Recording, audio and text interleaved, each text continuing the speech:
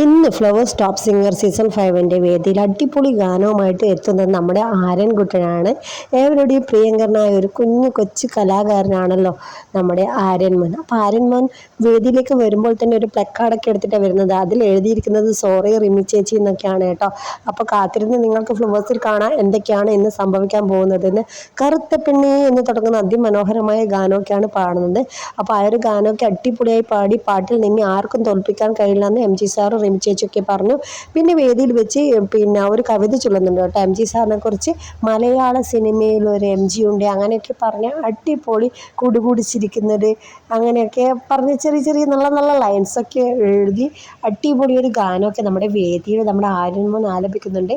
പിന്നെ നമ്മുടെ എല്ലാ മക്കളുടെയും പാട്ട് അടിപൊളി. ഇന്നത്തെ ആര്യൻ്റെ പാട്ട് നിങ്ങളെല്ലാവരും മറക്കാതെ കാണണം.